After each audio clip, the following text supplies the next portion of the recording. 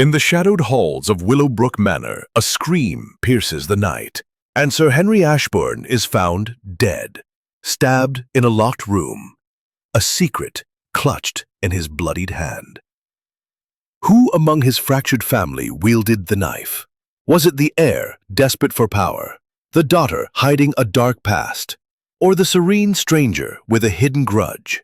As Miss Jane Marple unravels lies and buried truths, one question haunts. What secret was worth killing for?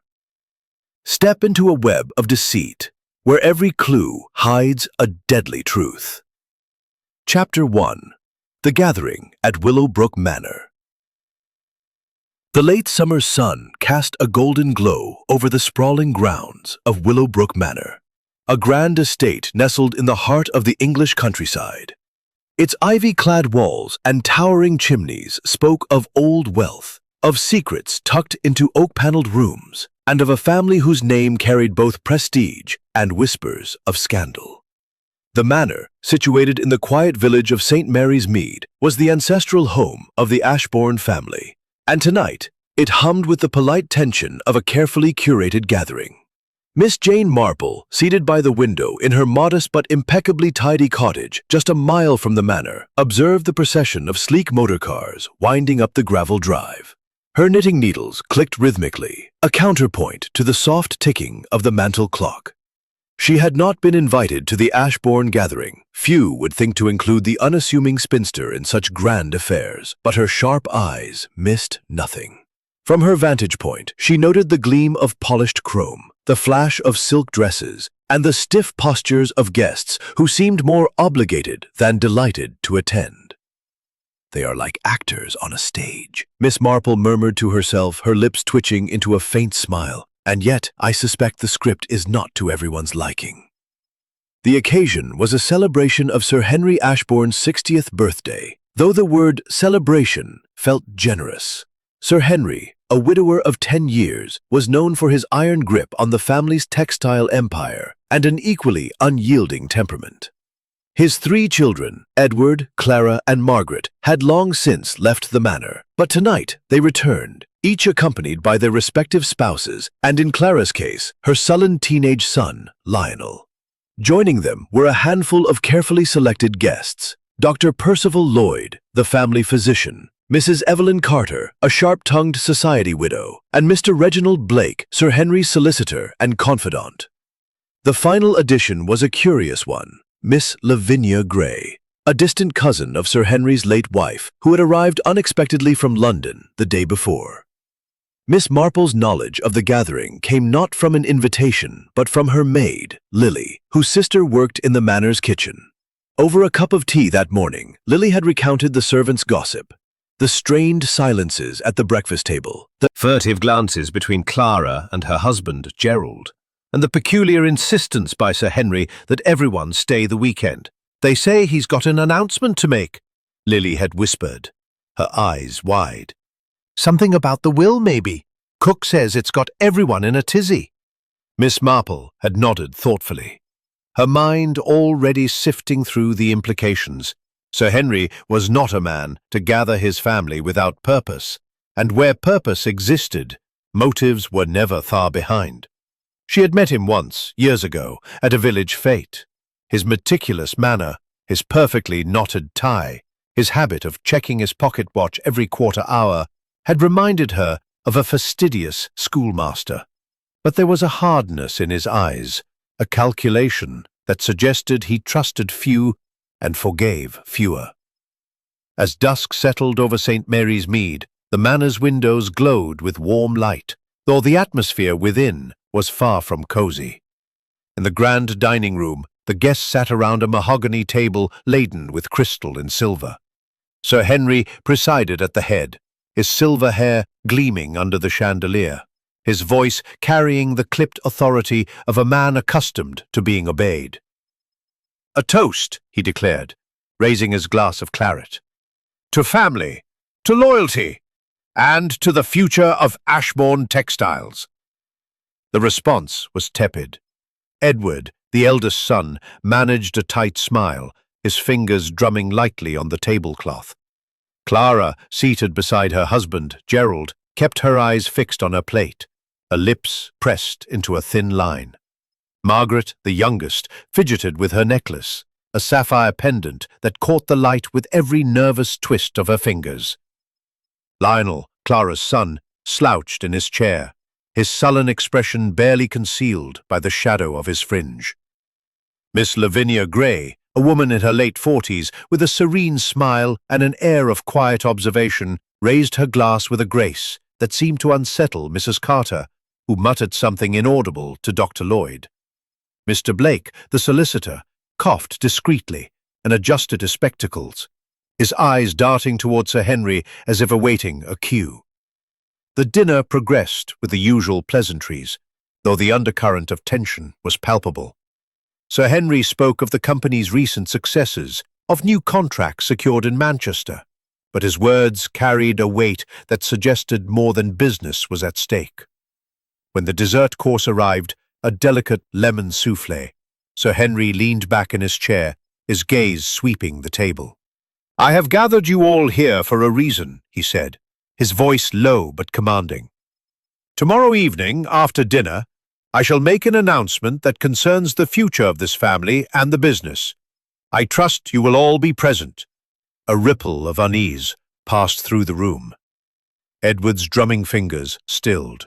Clara's fork clattered against her plate. Margaret's hand froze on her necklace, and Gerald's jaw imperceptibly. Only Miss Gray seemed unperturbed, her smile unwavering as she sipped her wine. "What sort of announcement, Father?" Edward asked, his tone carefully neutral. Sir Henry's eyes glinted. "All in good time, my boy, all in good time." As the guests retired to the drawing room for coffee, the manor's clocks struck 9, their chimes echoing through the high-ceilinged halls. Outside, the nights were still, the air heavy with the promise of rain. Miss Marple, now seated by her fireplace with a book of crosswords, paused to consider the scene she had not witnessed but could so clearly imagine. A family bound by wealth, divided by secrets, and poised on the edge of something momentous. "They are all playing their parts," she mused, her knitting needles resuming their steady rhythm. "But I wonder, who among them is playing a different game altogether?" She would not have to wait long to find out. By morning, the quiet of Willowbrook Manor would be shattered, and Miss Jane Marple, with her unassuming air and razor-sharp mind, would find herself drawn into a puzzle that would test even her remarkable powers of observation. The Shadow of Death. The morning dawned grey and heavy over Willowbrook Manor, the sky bruised with clouds that mirrored the unease within its walls. The household awoke to a scream, a piercing, desperate sound that tore through the stillness of the estate. It came from the east wing, where Sir Henry Ashbourne's private study was located, and it was Clara, his second child, who uttered it. Miss Jane Marple, seated at her breakfast table in St. Mary's Mead, had not yet heard the scream, but she was aware of a certain restlessness in the village. The milkman, delivering her daily pint, had mentioned a flurry of activity at the manor, servants rushing to and fro, a motor car speeding toward the village doctor's cottage. "Something's amiss up there, Miss Marple," he had said, shaking his head. "Mark my words, it's trouble." By 9 o'clock, the news reached her through Lily, her maid, who arrived breathless with the tidings. "It's Sir Henry, miss," she gasped, clutching her apron. "Found dead in his study this morning. They're saying it's murder." Miss Marple's teacup paused halfway to her lips. Her eyes, sharp and clear despite her age, narrowed slightly. "Murder, you say? And who found him, Lily?" "Mrs. Clara, his daughter. She went to fetch him for breakfast, and there he was, slumped over his desk, a knife in his back. Cook says the police are on their way, and the whole house is in an uproar." Miss Marple set her teacup down with care, her mind already turning over the possibilities. A knife in the back was no accident. It was deliberate, personal, and bold. She knew Sir Henry's reputation for such a drastic act. At the manor, the scene was one of controlled chaos. The grand study, with its leather-bound books and polished mahogany desk, had become a grim stage. Sir Henry's body remained where Clara had found it, slumped forward, his hands splayed across a half-written letter. A silver letter opener, its handle ornate with the Ashbourne crest, protruded from his back, the blade buried deep. Blood had pooled on the desk, staining the papers beneath him. Inspector Grayson, a sturdy man with a no-nonsense demeanour, arrived with 2 constables to secure the scene. The household was gathered in the drawing-room, their faces a mixture of shock, grief, and barely concealed suspicion. Edward, the eldest son, stood by the fireplace, his jaw tight, his eyes fixed on the carpet. Clara, pale and trembling, clutched a handkerchief, her husband Gerald hovering protectively at her side. Margaret, the youngest, sat on a sofa, twisting her sapphire necklace with nervous fingers, while her husband, Philip, murmured soothing words. Lionel, Clara's teenage son, slouched in a corner, his expression unreadable. Dr. Percival Lloyd, the family physician, stood by the window, his face grave, while Mrs. Evelyn Carter, the society widow, fanned herself with a lace handkerchief, her sharp eyes darting from face to face. Mr. Reginald Blake, the solicitor, clutched a leather notebook, his hands unsteady. Miss Lavinia Gray, the latecomer, sat quietly, her serene composure a stark contrast to the others' agitation. Inspector Grayson addressed the group with a brisk authority. "No one is to leave the manor until we've completed our initial inquiries. We'll need statements from each of you, and I expect full cooperation. A man has been murdered, and the answers lie within these walls." The announcement was met with murmurs and glances, each guest weighing their words, their alibis, their secrets. The inspector's gaze lingered on Edward, whose position as heir apparent made him an obvious point of interest. "Mr. Ashbourne," Grayson began, "when did you last see your father?" "Last night, after dinner," Edward replied, his voice steady but clipped.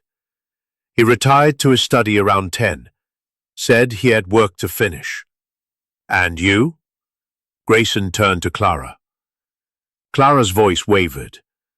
"I saw him briefly at 9:30. I went to ask about his announcement. He was alive then, perfectly fine." The others gave similar accounts, each claiming to have retired to their rooms after dinner, with no one admitting to visiting the study after Clara's encounter. The alibis were tidy, too tidy, Miss Marple would have thought, had she been present. But she was not far from the scene, for word of her reputation for solving village mysteries had reached Inspector Grayson, who, though skeptical of amateur sleuths, was not above seeking local insight. "The inspector would like a word, ma'am," he said, shifting uncomfortably under her keen gaze. "He thinks you might know something about the Ashbournes, living so close and all." Miss Marple's eyes twinkled with quiet amusement. "I am but a simple woman, Constable, with little to offer but my observations.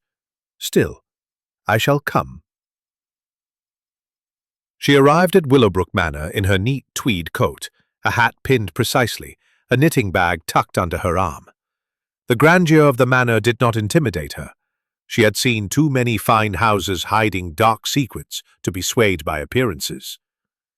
Inspector Grayson greeted her in the hall, his expression a mix of curiosity and impatience.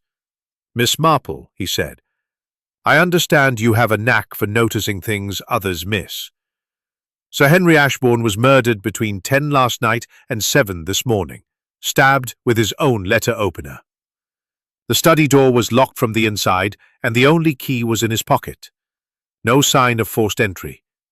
What do you make of it?" Miss Marple's lips curved into a faint smile. "A locked room, Inspector. How intriguing. But a locked door does not always keep secrets in or out. May I see the study? Grayson hesitated, then nodded, leading her to the scene. The study was as grand as she had imagined, its heavy curtains drawn, its air thick with the scent of old books and tragedy. Sir Henry's body had been removed, but the blood-stained desk remained, the letter opener now bagged as evidence. Miss Marple's eyes swept the room, noting the precise arrangement of papers, the half-empty glass of brandy, the faint smudge on the windowsill. "A tidy man, Sir Henry," she remarked softly. "Yet this smudge, it is out of place, is it not?" Grayson frowned, peering at the windowsill. "Could be a servant's carelessness." "Perhaps," Miss Marple said, a tone neutral, but her mind alight. "Or perhaps it is a clue to something more." As she left the study, her gaze lingered on the drawing room where the suspects waited. Each face told a story, of fear, guilt, or calculation. She thought of her own village, of the small jealousies and hidden grudges that simmered beneath polite surfaces. Willowbrook Manor was no different, only grander in scale. And somewhere among these polished lies was the truth. "Inspector," she said, turning to Grayson, "I shall take a walk about the grounds, if I may. The air will clear my thoughts, and I find that truth often hides in the smallest details." Grayson nodded, unaware that Miss Jane Marple had already begun to unravel the threads of a crime that would shake Willowbrook Manor to its core. Chapter 3. The Arrival of Miss Marple's Insight. The grounds of Willowbrook Manor were as meticulously ordered as the late Sir Henry himself, with manicured rose beds to the tall windows of the manor. She had a way of moving that seemed unhurried, yet purposeful, as if every step were part of a quiet investigation. The air was damp with the promise of rain, and the distant caw of a crow added a mournful note to the morning. Inside the manor, Inspector Grayson was conducting interviews in the library, a room lined with leather-bound volumes and heavy with the scent of polished wood. Miss Marple, however, preferred the outdoors for now.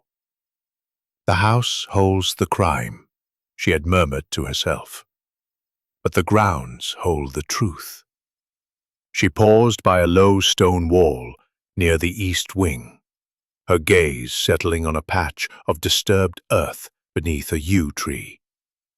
It was subtle, a few crushed blades of grass, a faint indentation. But to Miss Marple, it was as telling as a shouted confession. She bent slightly, her fingers brushing the ground. "Now, what have we here?" she said softly. A small glinting object caught her eye, half buried in the soil. A cufflink, silver, with the initials G.H. engraved in elegant script. She did not touch it, but noted its position, her mind already weaving connections. Gerald Harper, Clara's husband, was not a man given to carelessness. Yet here was a trace of him outside the study window. Interesting, she thought, and filed it away. Within the manor, the atmosphere was stifling. Inspector Grayson, his notebook open, was questioning Edward Ashbourne, whose rigid posture betrayed his discomfort. "You stand to inherit a great deal, Mr. Ashbourne," Grayson said, his tone blunt. "Your father's death makes you the head of Ashbourne Textiles. Any reason you'd want him out of the way?" Edward's face flushed. "That's absurd, Inspector. I loved my father, and I had no need to hasten his demise. The company was already mine to run in all but name." "Yet he was about to make an announcement," Grayson pressed. "Something about the family's future. Any idea what that was?" Edward hesitated, his fingers tightening around the arm of his chair. "He didn't confide in me. But father was always particular about control. Perhaps he meant to change the terms of the will. Grayson made a note, his eyes narrowing. And where were you between 10 last night and 7 this morning? In my room, Edward said firmly. I retired after dinner and didn't leave until Clara's scream woke me. The inspector moved on to Clara, who sat pale and trembling, her handkerchief twisted into a knot. Mrs. Harper, Grayson began. You were the last. Quickly, Grayson thought. I went to bed. Miss Marple, having completed her circuit of the grounds, entered the manor through a side door and was escorted to the library by a constable. Grayson, looking harried, greeted her with a nod. Miss Marple, I hope your walk was productive. This lot, he gestured toward the assembled guests, are as tight-lipped as they come. Everyone claims to have been in bed, and no one saw anything. Miss Marple's eyes twinkled. People often see more than they realize, Inspector. The trick is to ask the right questions. She settled into a chair, her knitting needles clicking softly as she surveyed the room. The suspects were gathered, their faces a gallery of guarded expressions. Edward's jaw was set, Clara's hands trembled, and Margaret twisted her sapphire necklace with a nervous intensity.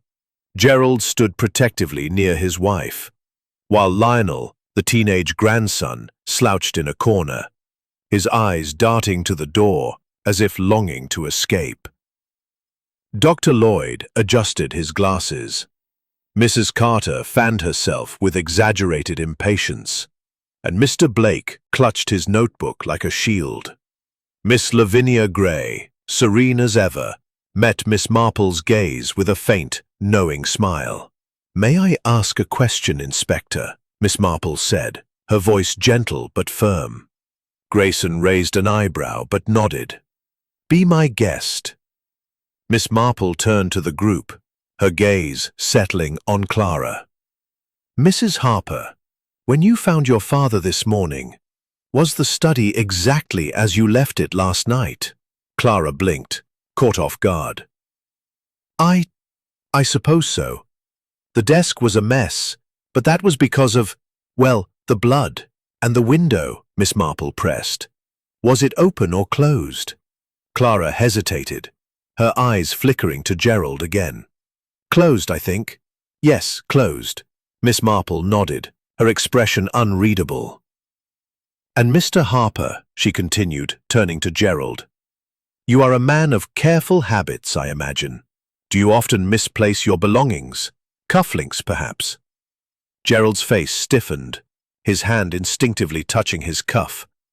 I don't know what you mean, Miss Marple. My cufflinks are accounted for. Are they?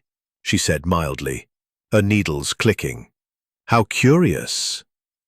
Grayson shot her a puzzled look, but said nothing. Miss Marple's question had stirred the room, though. The guests exchanged glances, and Lionel's sullen expression gave way to a flicker of interest. She made no further comment, instead asking to see the servants' quarters.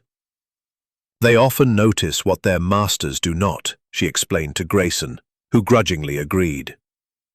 In the servants' hall, Miss Marple spoke with Lily's sister, Rose, a young maid with a nervous disposition. Miss Marple asked, Did you notice anything unusual? Rose frowned.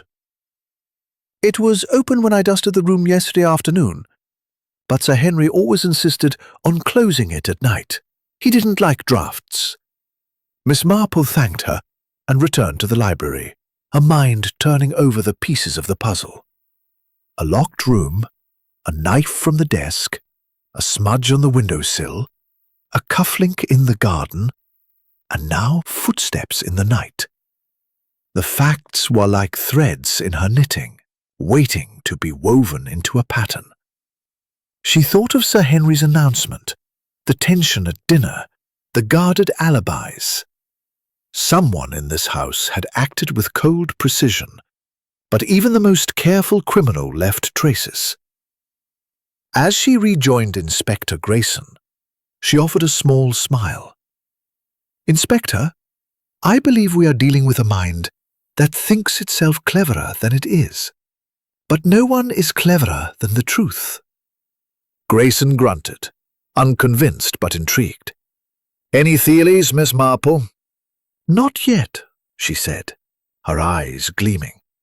"But I'm beginning to see the shape of things.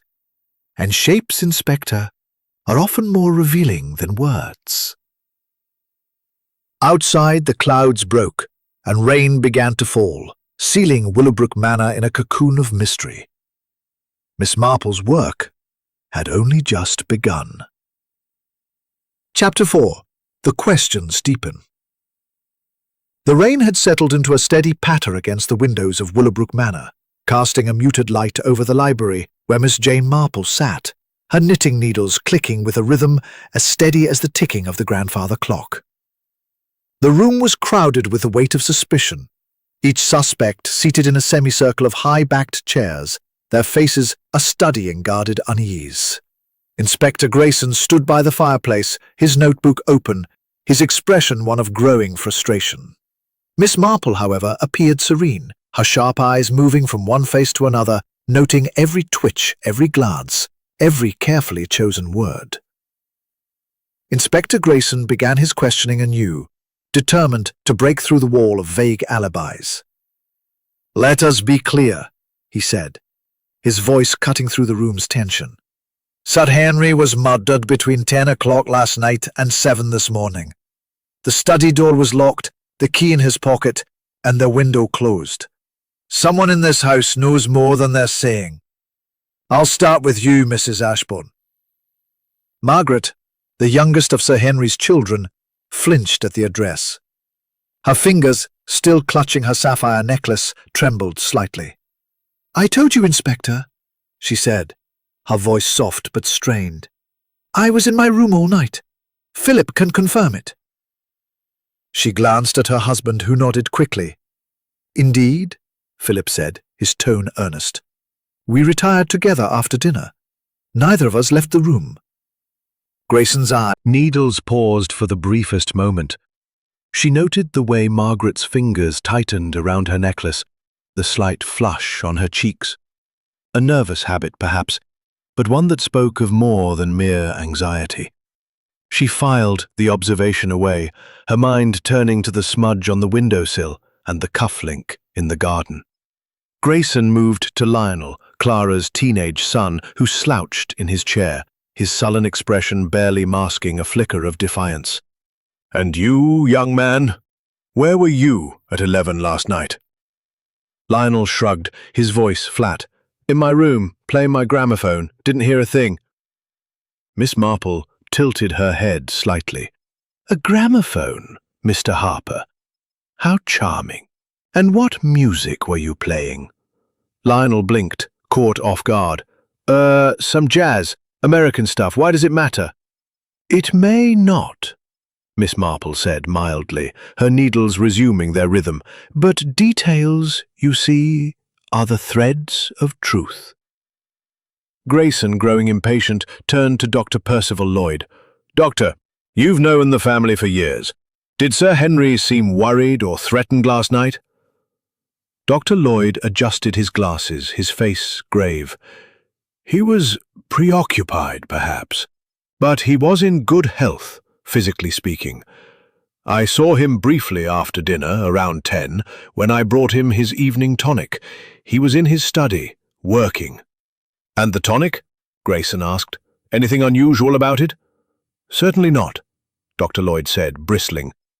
"It was a mild sedative prescribed for years. I prepared it myself." Miss Marple's eyes lingered on the doctor. His indignation seemed genuine, but she wondered at his quick defense. A sedative, she thought, could mask more than sleeplessness. She made a mental note to inquire about the bottle's contents later. Mrs. Evelyn Carter, fanning herself with her lace handkerchief, spoke up unprompted. Really, Inspector, this is tiresome. I was in my room by 9:30, as my maid can confirm. I heard nothing, saw nothing, and I certainly had no reason to harm Sir Henry. He was a dear friend.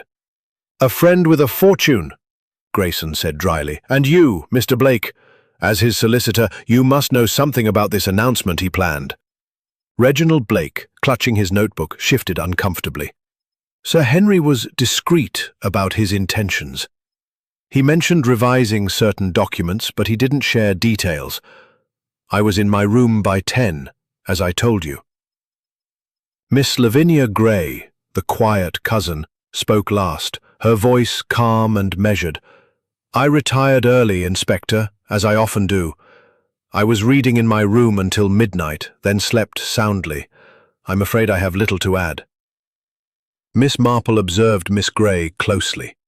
Her composure was remarkable, almost too perfect, like a portrait painted with deliberate care. There was something in her serene smile. After the interviews, Grayson dismissed the group, save for Miss Marple, whom he asked to remain. "You're seeing something I'm not," he said, his tone half skeptical, half curious. "That business about the cufflink. What was that about?" Miss Marple smiled faintly. "A small thing, Inspector. But small things often lead to larger truths. I found a cufflink in the garden, near the study window, marked with the initials G.H. Mr. Harper claims his are accounted for. Yet I wonder." Grayson frowned. "You think he's lying?" "I think," Miss Marple said carefully, "that people often lie about what they fear others might discover. May I see the study again?" Grayson led her back to the scene, now cordoned off by a constable. The room was as she remembered. The blood-stained desk, the half-written letter, the brandy glass. Miss Marple's eyes lingered on the letter, its ink smudged, but legible. It began, "My dear family," and ended abruptly with the words, "The future of Ashburn Textiles must be secured." She noted the pen, still uncapped, lying beside it. "The letter opener," she said, turning to Grayson. "It was taken from this desk, yes?" Grayson nodded. "The murder weapon, no doubt about it. Sir Henry's own, used against him." "And the brandy glass," she continued. "Was it tested?" "Not yet," Grayson admitted. "But we'll send it to the lab. You think it's important?" Miss Marple's eyes twinkled. "Everything is important, Inspector, until it's not." She moved to the window, her fingers brushing the sill where the smudge remained. "This smudge," she said, almost to herself, "is not from a servant's cloth. It is too precise, too deliberate. And the window, though closed now, was open yesterday afternoon, according to the maid." Grayson's brow furrowed. "You're suggesting someone climbed in?" "Or out," Miss Marple said softly. "The ground outside is soft from the rain. There may be footprints if one looks closely." Grayson sent a constable to check, then turned back to her. "You're building a picture, Miss Marple, but I don't see it yet. A locked room, a knife from the desk, and now a cufflink and a smudge. What does it mean?" Miss Marple's needles clicked as she considered her response. "It means, Inspector, that someone in this house has constructed a very clever lie. But lies, like poorly knitted stitches, unravel with a gentle tug." As they left the study, the rain intensified, sealing Willowbrook Manor in a cocoon of secrets. Miss Marple's mind was alive with possibilities, each clue a thread in a tapestry she was only beginning to weave. Somewhere among the alibis and half-true countryside, inside, the air was thick with suspicion, each glance between the guests carrying an unspoken accusation. Miss Jane Marple sat in the library, her knitting a quiet counterpoint to the restless energy of the household. Inspector Grayson, pacing before the fireplace, was growing visibly impatient with the lack of progress. The constable he had sent to examine the grounds returned with news. A faint footprint, partially washed away by the rain, had been found near the yew tree where Miss Marple had discovered the cufflink. It was too indistinct to identify, but it confirmed her suspicion that someone had been outside the study window. "The footprint is a start," Grayson admitted, glancing at Miss Marple. "But it doesn't tell us who or how they got into a locked room." Miss Marple's needles clicked steadily. "Patience, Inspector. The truth is like a shy bird. It reveals itself only when you stop chasing it." Grayson grunted, unconvinced, and turned his attention to the suspects, who had been summoned back to the library. His focus settled on Edward Ashburn, whose position as heir made him the most obvious beneficiary of Sir Henry's death. "Mr. Ashburn," Grayson said, his tone sharp, "your father's announcement was about the family business, wasn't it? Were you worried he'd cut you out?" Edward's face hardened, his hands clenching at his sides. "I've already told you, Inspector. I had no quarrel with my father. The company was thriving under my management. Why would I risk everything?" "Perhaps because you wanted control now, not later," Grayson pressed. "We found a draft of a new will in Sir Henry's safe, dated last week. It names you as the primary heir, but with conditions, strict ones, about how the business is to be run. Did you know about that?" Edward's eyes widened, a flicker of surprise betraying his composure. "No," he said, his voice tight. "He never mentioned it." Miss Marple noted the reaction, her gaze shifting to Mr. Reginald Blake, the solicitor, who looked distinctly uncomfortable. "Mr. Blake," she said gently, "as Sir Henry's solicitor, you must have been privy to his plans. Did he discuss this new will with you?" Blake adjusted his spectacles, his fingers trembling slightly. He mentioned he was considering changes, yes, but he hadn't finalized anything. I was to meet with him this morning to review the draft." "A draft that conveniently benefits Mr. Edward," Grayson said, his eyes narrowing. "And one you didn't mention earlier." Blake flushed. "I didn't think it relevant. It wasn't signed." Miss Marple's needles paused. "Yet it was locked in his safe," twisted her sapphire necklace furiously, while Philip murmured something to her, his voice too low to catch. Lionel, in his corner, smirked faintly, as if enjoying the discomfort of his elders. Grayson seized the moment to shift focus. "Mrs. Carter," he said, turning to the society widow, "you were close to Sir Henry. Did he confide in you about any enemies? Anyone who might have wanted him dead?" Mrs. Evelyn Carter fanned herself with a flourish, her sharp eyes glinting. "Sir Henry was a man of strong opinions, Inspector. He made enemies as easily as he made money, but he never spoke of threats. If anything, he seemed more concerned with his family's shortcomings." Her gaze flicked toward Clara, who stiffened. "What's that supposed to mean?" Clara snapped, her voice trembling. "Only that Sir Henry often remarked on your husband's ambitions," Mrs. Carter said, her tone dripping with insinuation. "He thought Mr. Harper was too eager to meddle in the business." Gerald's face darkened. "That's nonsense. I advised Sir Henry on investments, nothing more. He valued my input." "Did he?" Mrs. Carter said, raising an eyebrow. "Or did he tolerate it for Clara's sake?" The accusation hung in the air, and Miss Marple's eyes sharpened. Gerald's cufflink, found in the garden, now seemed even more significant.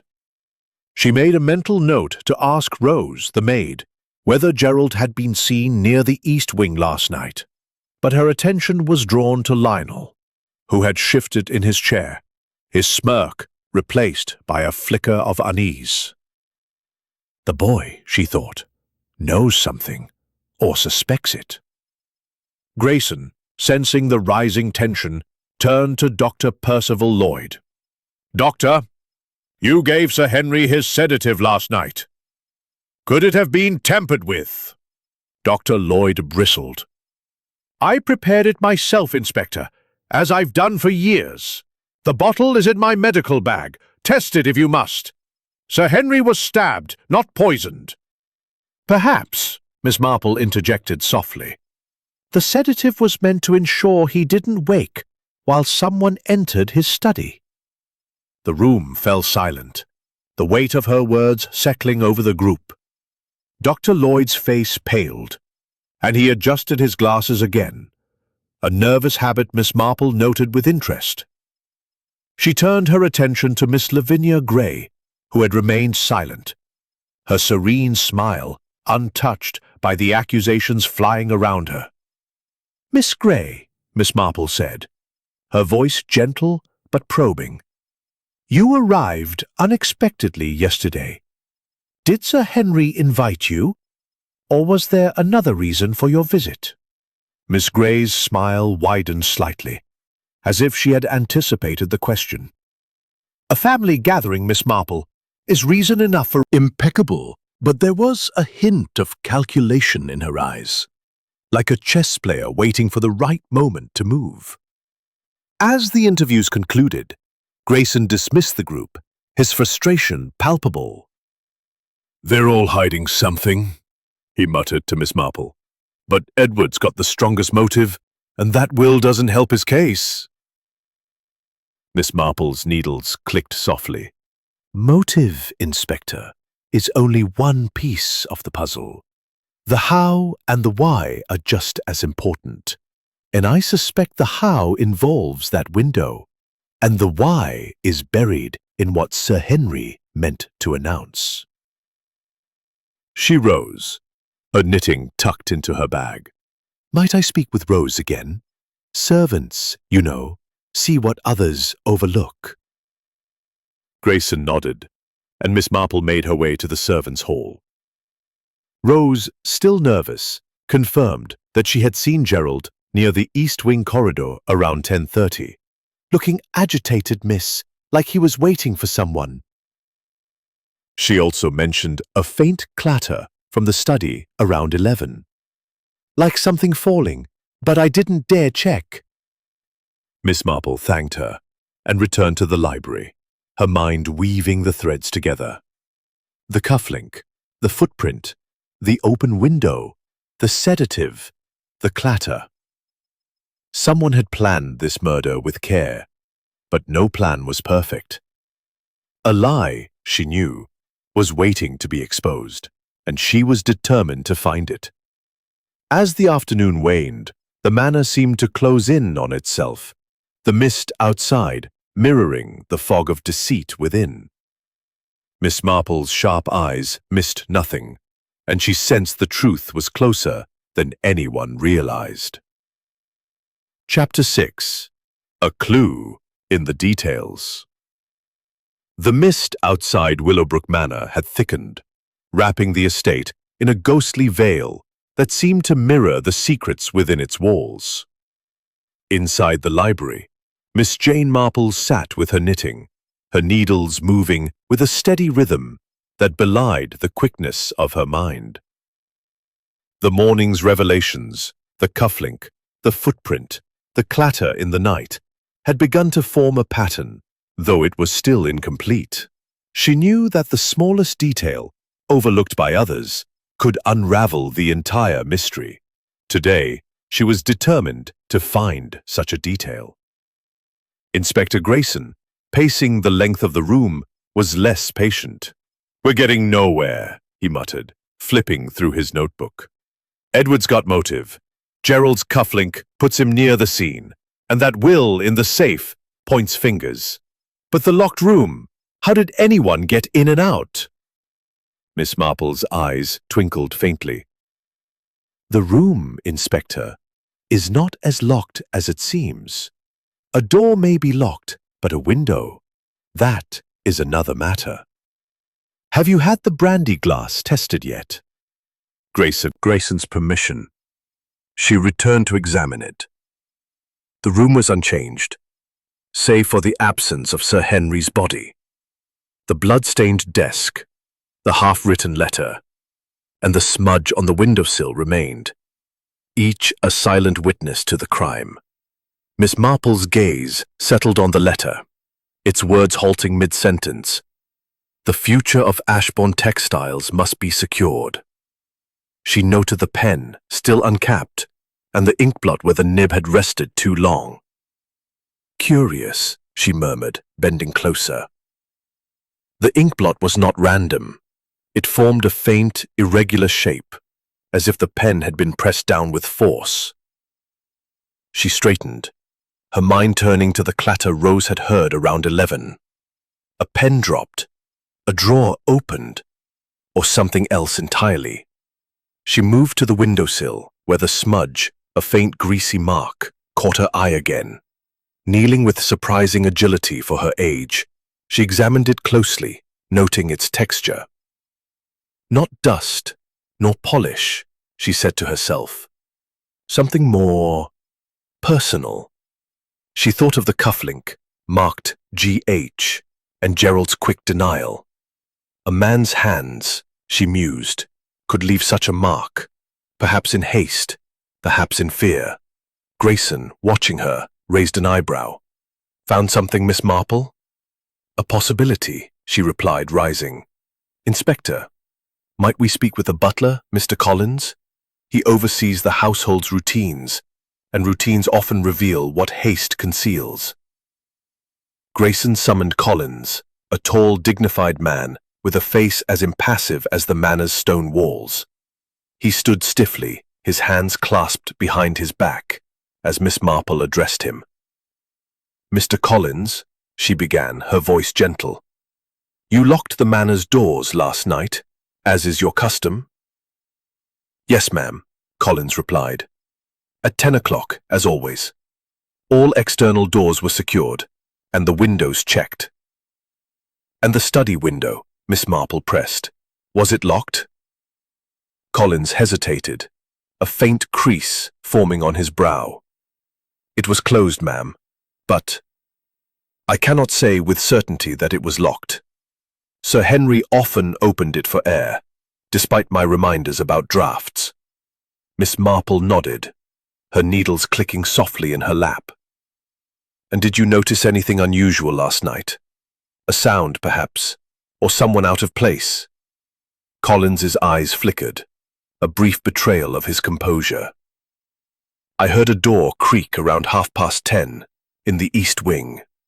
I thought it was one of the guests retiring, so I did not investigate." Miss Marple's mind seized on the detail. A creak at 10:30, footsteps at 11, a clatter shortly after. The timeline was tightening, and with it, the net around the killer. Returning handkerchief. Lionel, as usual, slouched in a corner, but his eyes were alert, watching his mother and stepfather with an intensity that Miss Marple found intriguing. Mrs. Carter fanned herself, her sharp tongue silent for once, while Dr. Lloyd polished his glasses repeatedly, a nervous tic. Mr. Blake clutched his notebook, his knuckles white, and Miss Lavinia Gray sat serenely, her hands folded as if a church service. Miss Marple decided to test the waters. "Mrs. Harper," she said, addressing Clara, "when you visited your father at 9:30, did he mention any papers he was working on? A letter, perhaps?" Clara's eyes widened slightly. "No. He was writing, but he didn't say what. He was in a hurry to finish, I think." "And you, Mr. Harper," Miss Marple continued, turning to Gerald, "did you pass by the study later that evening, say around 10:30? Gerald's jaw tightened. his hand brushing his cuff. "I told you I was in my room." Miss Marple's smile was disarming. "Of course, but the East Wing corridor is so close to your room, is it not? A short walk, easily made." Gerald said nothing, but Clara's hand gripped his arm, her knuckles pale. Miss Marple noted the gesture as well as Lionel's sudden shift in posture, his eyes narrowing at his stepfather. Grayson, sensing the undercurrent, intervened. "Miss Marple, if you've got a theory, let's hear it. We're drowning in half-truths here." "Not yet, Inspector," she said, her tone calm. "But I will say this. The truth lies in the details, the ink blot, the smudge, the creak of a door. Someone in this house acted with great care, but carelessness is the downfall of even the cleverest mind." She rose, her knitting tucked away, and asked to see the guest rooms. Grayson, though puzzled, agreed, and they began with Gerald and Clara's suite. The room was tidy, but Miss Marple's sharp eyes caught a discrepancy. A single cufflink, matching the one in the garden, lay on the dresser, its partner conspicuously absent. She said nothing, but her mind added another thread to the tapestry. As they left the room, a maid hurried past, carrying a tray with a small vial, the sedative bottle from Dr. Lloyd's bag, now retrieved for testing. Miss Marple's gaze lingered on it, her thoughts turning to the possibility of a deeper deception. A sedative, a window, a cufflink, a letter, each was a piece of the puzzle, and she was beginning to see how they fit. The day drew on, the mist outside growing heavier, as if conspiring to keep the manor's secrets locked within. Conversation laced with unspoken accusations, each glance a silent probe. Miss Jane Marple, seated in a corner of the drawing-room with her knitting, observed the scene with the quiet intensity of a hawk. Her needles clicked softly, a metronome to her thoughts, which were piecing together the fragments of the mystery. The cufflink, the smudge, the creak, the inkblot, and now the single cufflink in Gerald's room. Each clue was a thread, and she was beginning to see the pattern they formed. Inspector Grayson, his patience wearing thin, had received preliminary results from the laboratory. The brandy glass contained traces of Sir Henry's sedative, but in a higher concentration than Dr. Lloyd's prescription allowed. "Someone tampered with it," Grayson announced to Miss Marple, his voice low to avoid the ears of the hovering servants. "Enough to knock him out, maybe even keep him from struggling when the knife went in." Miss Marple's eyes gleamed with interest. "A sedative to ensure silence, Inspector, and a knife to ensure permanence. The killer planned carefully, but not carefully enough." Grayson frowned, his notebook open. "You're thinking Gerald, aren't you? That cufflink in the garden, and now the missing one in his room. It's damning." "Damning, perhaps," Miss Marple said, her tone measured, "but not conclusive. A cufflink can be lost or placed. We must look deeper into the motives that drive such acts." The morning's interviews had revealed little new, but Miss Marple had noticed subtle shifts in the suspect's behavior. Clara's nervous glances at Gerald had grown more frequent, as if she feared what he might say or what he might know. Edward, meanwhile, had taken to pacing the halls, his face a mask of controlled anger, while Margaret's nervous twisting of her sapphire necklace had become almost frantic. Lionel, the sullen teenager, had begun to watch his stepfather with a wary intensity, his earlier defiance replaced by something closer to suspicion. Miss Marple decided to probe further, this time focusing on the family's secrets. She requested a private word with Margaret, who agreed reluctantly, leading her to a quiet parlor adorned with faded tapestries. Margaret's hands, fidgeted with her necklace, the sapphire catching the dim light. "Mrs. Ashbourne," Miss Marple began, her voice gentle but probing, "your father's announcement was to concern the family's future. Did you have any inkling of what he intended?" Margaret's eyes darted to the door, as if ensuring they were alone. He was always secretive about the business," she said, her voice low. "But I overheard him talking to Mr. Blake a week ago about restructuring the company. He said something about cutting out the dead wood. I thought he meant Edward's management, or perhaps Gerald's investments." Miss Marple's needles paused. "Feel about it?" Margaret hesitated, her fingers tightening on the necklace. "I was afraid. Father could be ruthless. If he meant to change the will, it might have left us, Philip and me, with nothing." Miss Marple noted the fear in her voice, the way her eyes avoided contact. "And your husband, Mr. Philip? Did he share your concerns?" Margaret's flush deepened. "Philip, he's protective. He said we shouldn't worry, that Father wouldn't dare cut us out. But I could tell he was anxious."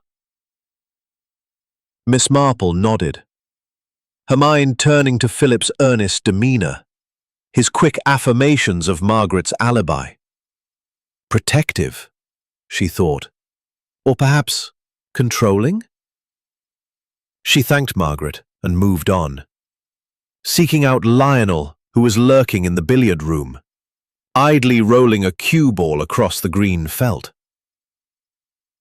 "Mr. Harper," Miss Marple said, her tone warm but firm. "You seem a perceptive young man. Have you noticed anything unusual about your family since last night?" Lionel's eyes narrowed, his teenage bravado masking a flicker of unease. "They're all liars," he said bluntly. "Mother's scared of Gerald, and he's been acting strange, sneaking around, checking his watch like he's waiting for something. And Uncle Edward's been whispering with Philip, like they're plotting." Miss Marple's eyebrows rose slightly. "Plotting, you say? That's a strong word." Lionel shrugged, but his gaze was sharp. "I heard them last night, in the hall, after dinner. Edward said something about making sure the old man doesn't ruin everything. I didn't think much of it then, but now—" Miss Marple's needles clicked softly.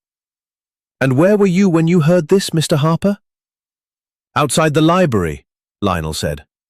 "I was going to my room, but I stopped when I heard them. It was about 10:15. Miss Marple filed the information away, her mind aligning it with the timeline. Gerald near the east wing at 10:30, a creak at 10:30, a clatter at 11. Lionel's observation placed Edward and Philip in a secretive conversation, adding another layer to the web of deceit. She thanked him and returned to the drawing room, where the other suspects were gathered under Grayson's watchful eye. As she entered, she caught a heated exchange between Gerald and Mrs. Carter. "You've no right to accuse me, Evelyn," Gerald was saying, his voice low but fierce. "I had nothing to do with it." Mrs. Carter's fan snapped shut. "Don't play innocent, Gerald. Sir Henry told me you'd been pushing risky investments, ones he didn't approve. Perhaps you wanted him out of the way before he could expose you." With Sir Henry. A motive rooted in money, she thought, was as old as murder itself. Grayson, sensing the escalating tension, called for order. "Enough," he said. "We'll get to the bottom of this, but I need facts, not squabbles." He turned to Miss Marple. "Anything new, Miss Marple?" She smiled faintly. "Only that lies, Inspector, are like shadows. They grow longer as the day wears on. I believe we are close to uncovering a truth that someone has worked very hard to conceal." Her gaze swept the room, lingering on Gerald's clenched fists, Clara's trembling hands, and Edward's rigid posture.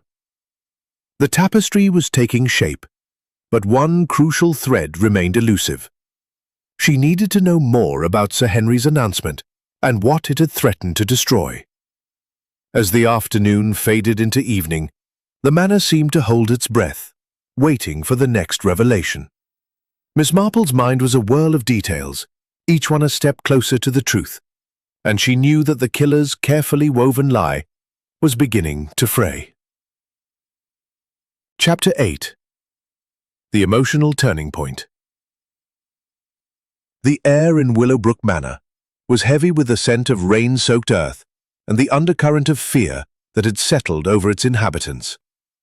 The drawing room, where the suspects were gathered, felt like a stage where each player was waiting for the curtain to fall. Miss Jane Marple sat quietly in a corner, her knitting needles moving with their usual steady rhythm, but her eyes were alert, catching every flicker of emotion, every unguarded glance. The clues, the cufflink, the smudge, the sedative, the creak, the inkblot were aligning in her mind, but she sensed the mystery was reaching a critical juncture. Someone, she knew, was on the verge of breaking. Inspector Grayson, his patience fraying like an old rope, had called the group together again, determined to shake loose a confession. The laboratory results had confirmed the sedative in Sir Henry's brandy was indeed excessive, enough to render him unconscious but not fatal. The knife, however, had done the rest. Someone in this room, Grayson said, his voice sharp, knew exactly what they were doing. They drugged Sir Henry to keep him quiet, then stabbed him with his own letter opener. Who was it? The accusation hung in the air, met with a chorus of denials.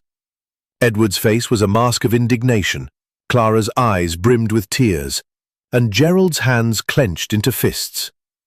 Margaret twisted her sapphire necklace until the chain bit into her fingers, while Philip hovered protectively at her side. Lionel, slouched in his usual corner, watched with a mix of defiance and unease. Dr. Lloyd polished his glasses furiously. Mrs. Carter's fan fluttered with exaggerated calm, and Mr. Blake clutched his notebook as if it were a lifeline. Only Miss Lavinia Gray remained serene, her smile a quiet challenge to the tension around her. "Inspector," she said, her voice soft but carrying, "might we revisit the matter of Sir Henry's announcement? It seems to me that whatever he intended to reveal was the spark that set this tragedy in motion." Grayson nodded, his eyes narrowing. "Mr. Blake, you're the solicitor. You must know more about this announcement than you've let on. Out with it." Blake's face paled, his fingers tightening on his notebook. I told you, Inspector. Sir Henry was vague. He spoke of restructuring the company, perhaps altering the will, but he didn't share specifics. He said he'd finalize everything after the weekend." Miss Marple's needles paused. "And yet, Mr. Blake, you drafted a new will, did you not? One found in his safe with conditions that might have upset certain members of this family." Blake swallowed hard, his eyes darting to Edward. "It was a draft, as I said, unsigned. Sir Henry wanted to ensure the company's future, but he hadn't decided how." The room grew tense, and Clara, her voice trembling, broke the silence. "Father was going to cut us out, wasn't he?" she said, her eyes fixed on Blake. "He was always disappointed in us, Edward for his caution, me for marrying Gerald, Margaret for being weak. He wanted to control us even from the grave." Gerald's hand shot to her arm, his grip firm. "Clara, enough. You don't know that." But Clara pulled away, a tear spilling over. "I do know. He told me last night in the study. He said he was tired of our failures, that he'd make sure the business went to someone who deserved it. I begged him to reconsider, but he wouldn't listen." Her voice broke, and she buried her face in her hands, sobbing.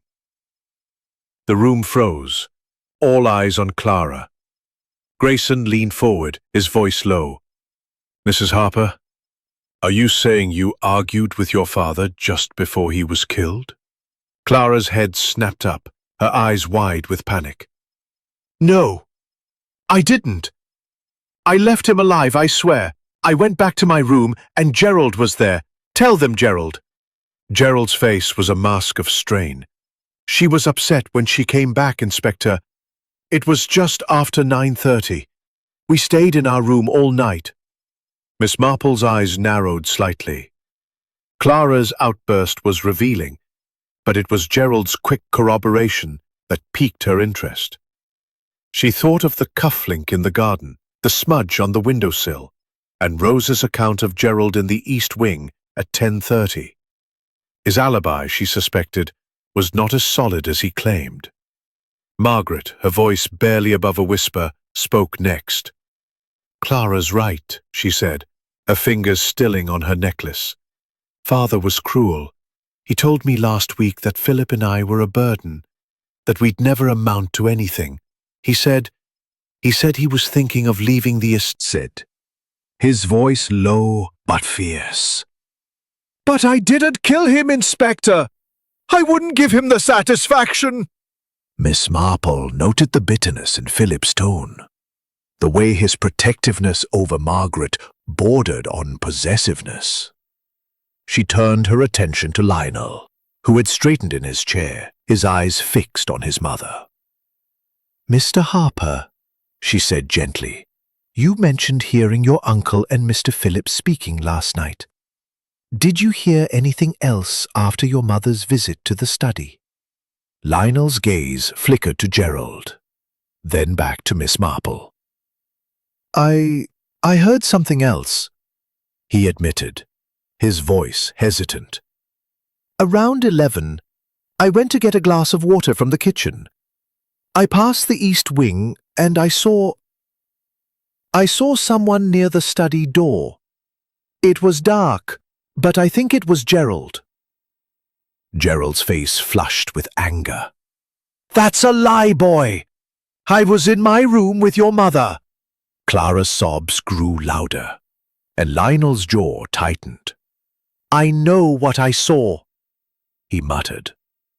Miss Marple's needles clicked softly, her mind racing. Lionel's accusation, whether true or not, had cracked the fragile veneer of the family's unity. She thought of the timeline. Clara's argument at 9:30, Edward and Philip's conversation at 10:15, Gerald in the East Wing at 10:30, a creak at 10:30, a clatter at 11. And now, Lionel's claim of seeing Gerald near the study. The pieces were falling into place, but one crucial detail remained elusive. Grayson, seizing on Lionel's words, turned to Gerald. "Mr. Harper, you've got some explaining to do. A cufflink in the garden, your wife's argument, and now this? Care to revise your story?" Gerald's eyes flashed. "I've told you the truth, Inspector. I was in my room. Lionel's mistaken, or lying." Miss Marple's voice cut through the tension, calm and precise. "Mr. Harper, you are a man of careful habits, yet your cufflink was found outside the study window. And the window, I understand, was open earlier in the day. Perhaps you can explain how it came to be in the garden?" Gerald's face paled, his hand brushing his cuff instinctively. I must have lost it earlier. I was walking the grounds yesterday afternoon." Miss Marple's smile was disarming. "Of course. But the ground was dry then, and the cufflink was pressed into soft earth, as if dropped after the rain began." The room fell silent, the weight of her words sinking in. Clara's sobs quieted, and she stared at Gerald, her eyes wide with something like 9. The trap is set. The evening at Willowbrook Manor descended with a chill, the mist outside curling around the estate, like a conspirator in the unfolding drama. The drawing room, where the suspects were once again gathered, was lit by the soft glow of chandeliers, but the warmth of the light did little to ease the tension. Miss Jane Marple sat in her usual corner, her knitting needles moving with their familiar rhythm. Yet her eyes were sharp, missing nothing. Clara's tearful outburst, Lionel's accusation, and Gerald's faltering defense had cracked the facade of the household, and Miss Marple sensed the moment was ripe to apply pressure, gently but decisively. Inspector Grayson, his frustration tempered by a growing respect for Miss Marple's insight, stood before the group, his notebook tucked under his arm. "We're close to answers," he said, his voice firm. "But someone in this room is still holding back. Sir Henry was drugged, stabbed, and left in a locked room. We've got a cufflink, a footprint, a smudge, and a timeline that doesn't add up. It's time for the truth." The suspects shifted uneasily. Edward's jaw was set, his eyes fixed on the carpet. Clara clutched Gerald's arm, her face pale and drawn. Margaret's fingers trembled on her sapphire necklace, while Philip's protective stance seemed almost too deliberate. Lionel slouched in his corner, his gaze flickering between defiance and doubt. Dr. Lloyd polished his glasses, Mrs. Carter's fan moved with deliberate slowness, and Mr. Blake gripped his notebook tightly. Miss Lavinia Gray, as ever, sat with serene composure, her smile a quiet enigma. Miss Marple, sensing the group's unease, decided to set her trap. "Inspector," she said, her voice soft but carrying, "might we reconstruct the events of last night? A little demonstration, perhaps, to clarify the movements of those in the house." Grayson raised an eyebrow, but nodded. "What do you have in mind, Miss Marple?" She rose, her knitting tucked into her bag, and addressed the group. "Let us imagine the scene. Sir Henry retires to his study at 10 o'clock after dinner. Mrs. Harper visits him at 9:30. They argue, and she leaves. Mr. Harper is seen in the east wing at 10:30, and a creak is heard at that time.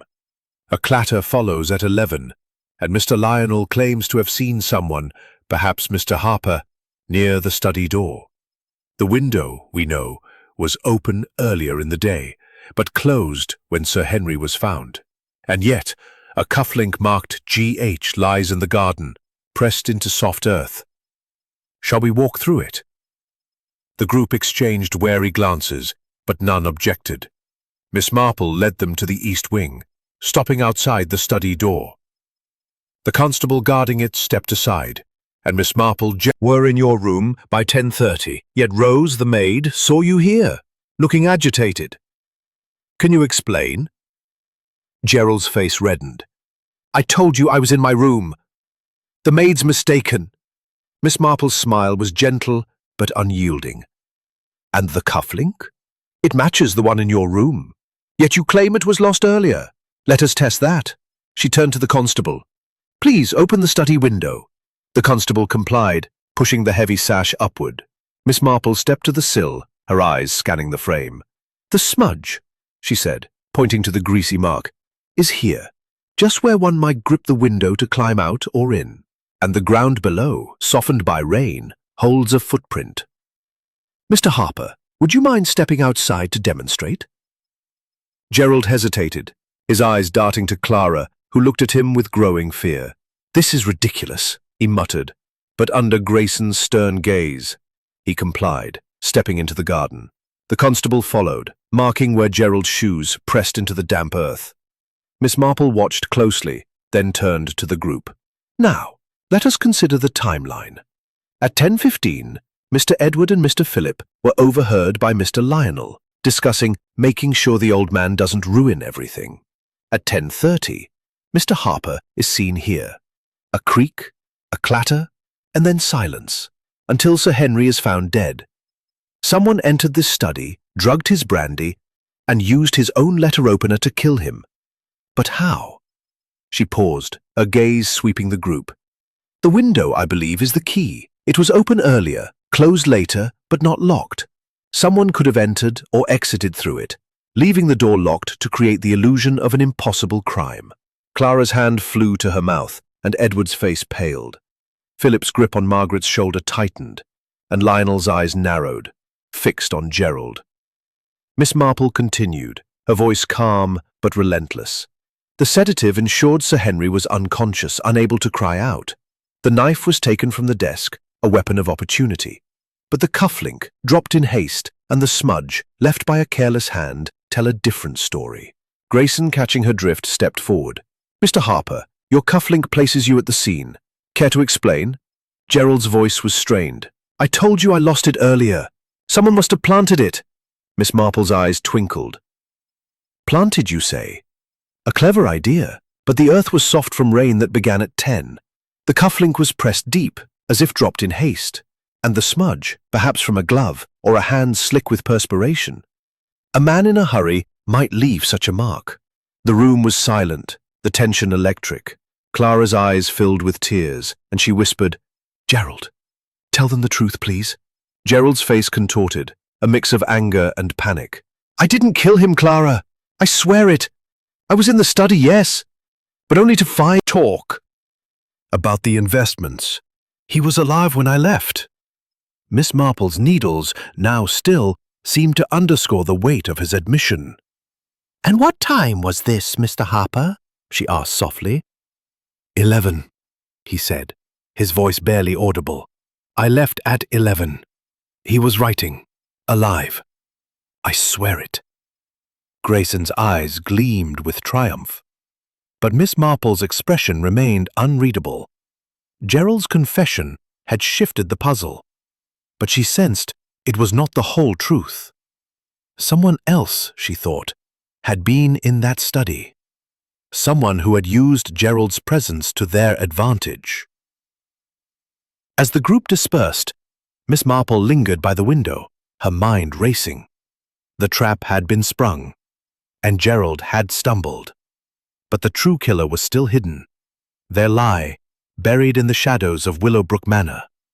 She needed one final piece to complete the tapestry, and she was determined to find it before the night was through. The air was thick with the scent of polished wood and the faint tang of rain that clung to the curtains. Miss Jane Marple stood near the fireplace, her small figure commanding the room not through presence, but through the quiet authority of her intellect. Her knitting bag rested at her feet, the needle silent for now, as she prepared to unravel the mystery that had gripped the manor. Inspector Grayson stood beside her, his arms crossed, his eyes sharp with expectation. "Ladies and gentlemen," Miss Marple began, her voice clear and precise, "we have gathered to uncover the truth behind Sir Henry Ashbourne's murder. A man was killed in a locked room, his own letter opener driven into his back, his brandy laced with an excessive dose of sedative. The clues, a cufflink, a smudge, a footprint, a creak, a clatter, have pointed us toward a truth that is both simple and cunning. Let us walk through the night of the crime." The suspects sat in a tense semicircle. Edward's jaw was tight, Clara clung to Gerald's arm, Margaret twisted her sapphire necklace, and Philip's eyes darted nervously. Lionel slouched, his gaze fixed on his stepfather, while Dr. Lloyd polished his glasses. Mrs. Carter fanned herself, and Mr. Blake clutched his notebook. Miss Lavinia Gray, serene as ever, watched Miss Marple with a faint, unreadable smile. Miss Marple continued, her tone calm but relentless. "Sir Henry retired to his study at 10 o'clock, after a dinner fraught with tension over his impending announcement. Mrs. Harper visited him at 9:30, where they argued about the family's future. She left him alive, but upset. At 10:15, Mr. Lionel overheard Mr. Edward and Mr. Philip discussing making sure the old man doesn't ruin everything. At 10:30, Mr. Harper was seen in the east wing, agitated. A creak was heard at 10:30, a clatter at 11, and Mr. Lionel claims to have seen Mr. Harper near the study door at that time. Gerald shifted, his face pale. "I told you I was only there to talk. He was alive when I left." Miss Marple raised a hand, her gesture gentle but firm. "Indeed, Mr. Harper, but let us consider the physical evidence. A cufflink marked GH was found in the garden, pressed into soft earth after the rain began at 10. A smudge on the windowsill, greasy and deliberate, suggests someone climbed in or out. The window was open earlier that day, but closed when Sir Henry was found. And the brandy glass, laced with a sedative far stronger than Dr. Lloyd's prescription, ensured Sir Henry would not resist his attacker." Grayson nodded, his eyes narrowing. "So, someone drugged him, climbed through the window and stabbed him, locking the door to make it look impossible." Miss Marple's eyes twinkled. "Not quite, Inspector. The window is a distraction, a clever red herring. The killer did not need to climb through it. The door was locked, yes, but the key was in Sir Henry's pocket. The answer lies in how the key got there." The room grew still, every eye on her. She turned to Dr. Lloyd. "Doctor, you prepared Sir Henry's sedative, but the dose in the brandy was excessive. Did you check the bottle before giving it to him?" Dr. Lloyd's hands froze on his glasses. I prepared it as always. The bottle was in my bag, untouched." "Untouched," Miss Marple said softly. "Yet someone accessed it. Someone who knew Sir Henry's habits, who knew he took a brandy with his sedative each night." Her gaze shifted to Miss Lavinia Gray, whose serene smile faltered for the briefest moment. "Miss Gray," Miss Marple said, "you arrived unexpectedly, claiming to discuss an inheritance. Yet you were remarkably calm amidst this tragedy. You mentioned reading in your room until midnight, but Rose the maid saw a light in your window much later, nearly 1 o'clock." Miss Gray's smile returned, though it was strained. "I am a light sleeper, Miss Marple. I may have read longer than I realized." Miss Marple nodded, her expression unreadable. "And yet, you are a woman of precision, are you not? Like Sir Henry, you value order. I wonder, then, why you were seen near the east wing at 11:30 after the clatter was heard." A gasp rippled through the room. Miss Gray's eyes widened, but she said nothing. Mrs. Harper, your argument with your father was genuine, but it was also a perfect opportunity for someone else to act. Someone who knew you'd been in the study, who knew Mr. Harper would follow, agitated and vulnerable. Her gaze returned to Miss Gray. "Miss Gray, you are Sir Henry's late wife's cousin, but you are also the executor of her estate, a small but significant detail. Sir Henry's new will found in his safe threatened to redirect funds from that estate to the company, did it not? Funds you had hoped to secure for yourself." Miss Gray's composure cracked, her hands clenching in her lap. "That's preposterous," she said, her voice sharp. "I had no motive to kill him." Miss Marple's voice remained calm. "But you did. You slipped into the study after Mr. Harper's visit, when Sir Henry was already drowsy from the tampered brandy, tampered by you, using the sedative from Dr. Lloyd's bag, which you accessed earlier. You stabbed him with the letter opener, wiped it clean, and placed the key in his pocket to create the locked room illusion. You dropped the cufflink stolen from Mr. Harper's room to cast suspicion. But you forgot one thing. The cloth you used left a smudge, and your light burned too late." The room was silent, the weight of her words sinking in. Miss Gray's face drained of color, and she rose, her voice trembling. "You have no proof." Miss Marple's eyes gleamed. "The proof, Miss Gray, is in the cloth. I suspect it's in your room, hidden among your things, with traces of Sir Henry's blood and the sedative. Shall we look? Miss Grey swayed, then sank back into her chair, her serene mask shattered. Grayson signaled to a constable who moved to escort her. The others stared, stunned as the truth settled over Willowbrook Manor like the mist outside. Miss Marple picked up her knitting bag, her work done. The simplest lies, She said softly. are often the most dangerous. The mist. Community. The mist. Community. Community. The mist. Community. Community. The mist relevin that had cloaked Willowbrook Manor began to lift as the morning sun broke through, casting a pale light over the estate's ivy-clad walls. Inside, the drawing room was quiet, the suspects dispersed to their rooms or the garden, their faces marked by the shock of Miss Lavinia Gray's exposure. Miss Jane Marple sat by a window, her knitting needles once again moving with their steady rhythm, the soft click a counterpoint to the stillness. Inspector Grayson stood nearby, his notebook closed, his expression a mix of admiration and bemusement. "You've done it again, Miss Marple," he said, shaking his head. "I was sure it was Gerald Harper. Cufflink, timeline, motive, all pointing his way. How did you know it was Miss Gray?" Miss Marple's eyes twinkled as she sat. Composure was too perfect, her answers too precise. She was playing a part. And I have known many such actors in my village. They always leave a thread out of place. Grayson nodded, settling into a chair opposite her. "Go on then, walk me through it one more time. I want to understand how you saw what I missed."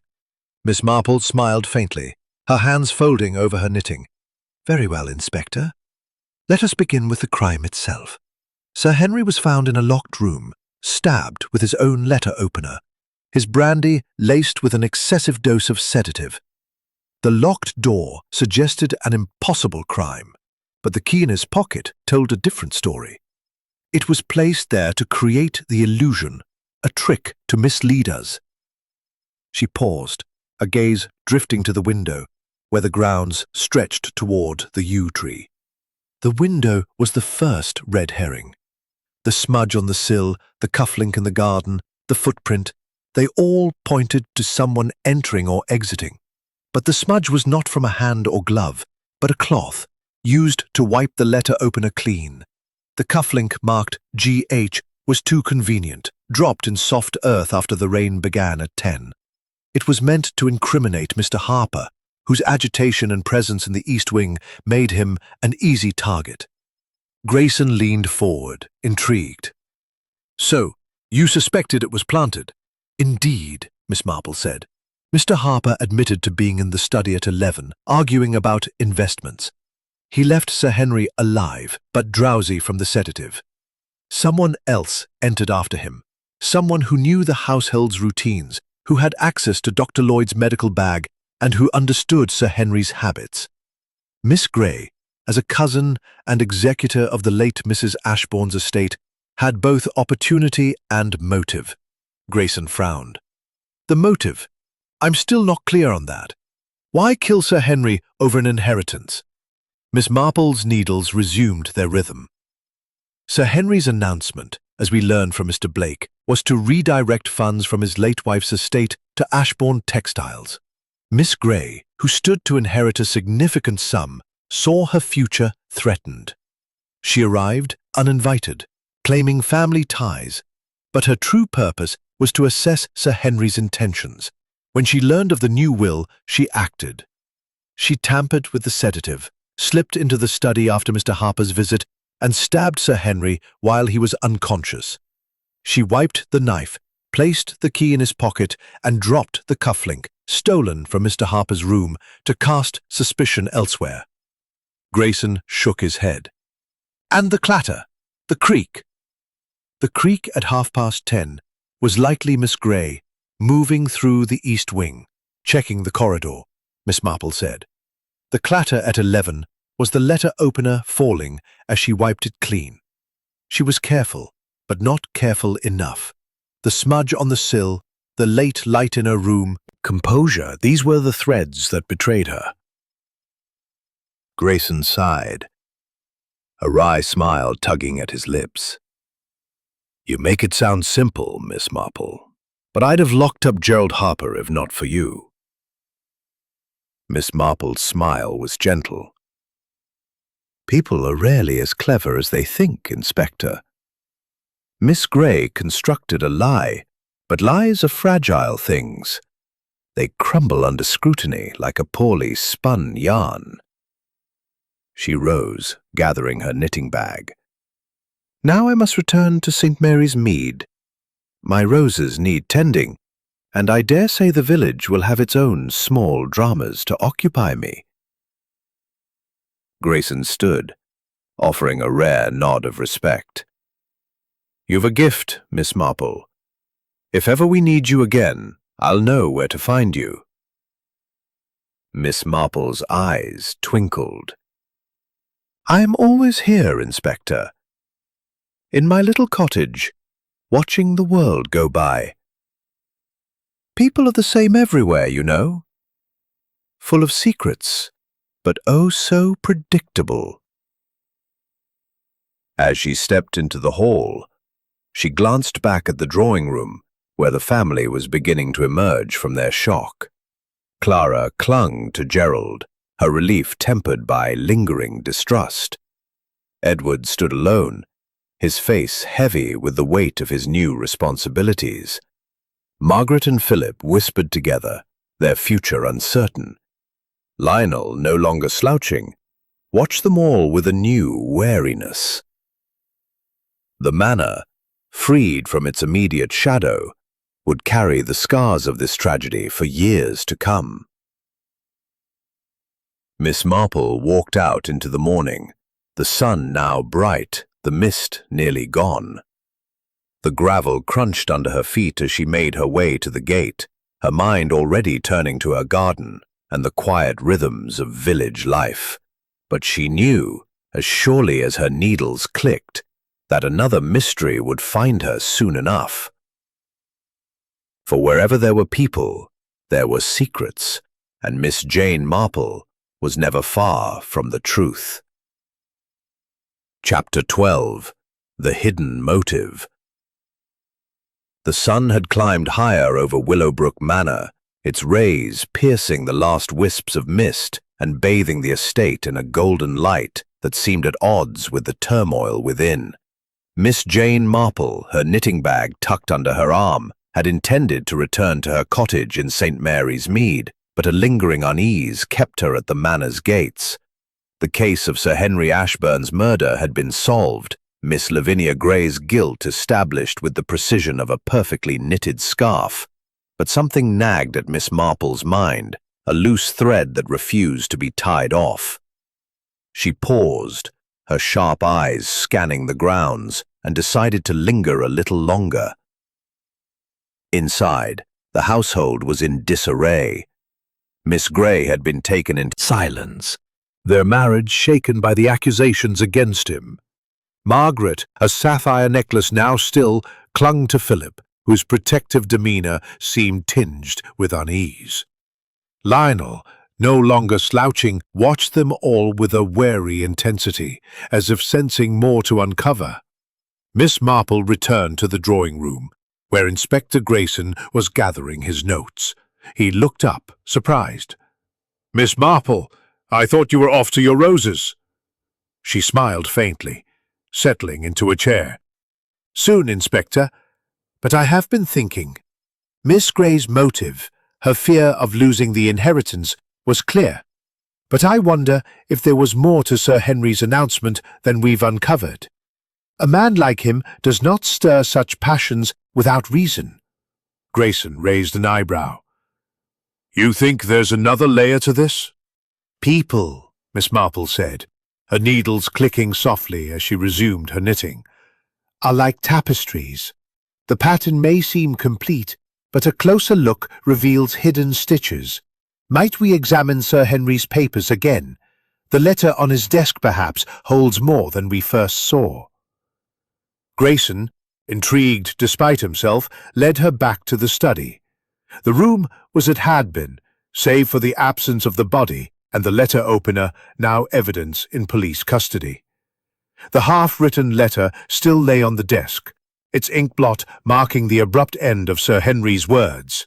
The future of Ashbourne Textiles must be secured. Miss Marple's eyes lingered on the inkblot, its irregular shape suggesting not just haste, but pressure.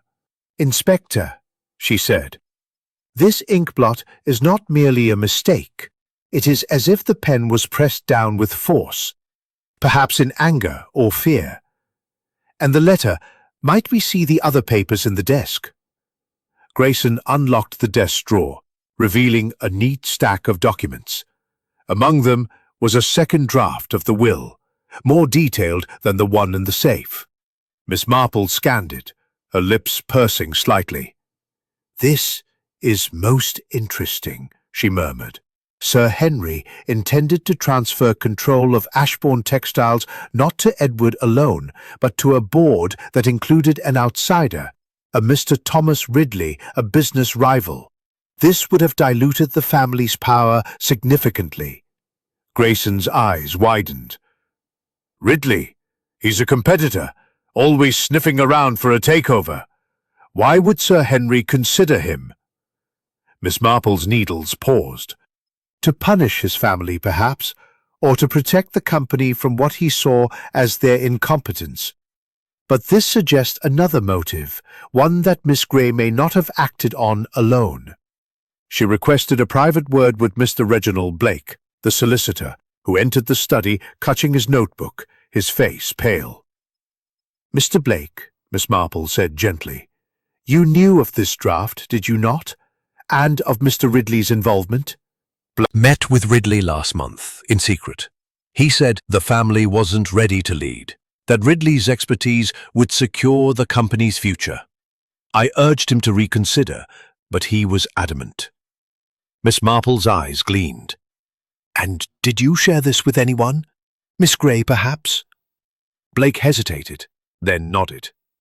She asked about the estate, her cousin's share. I mentioned Sir Henry's plans in passing, thinking it harmless. I didn't know she'd... He broke off, his face crumpling. Miss Marple nodded, her expression kind but firm.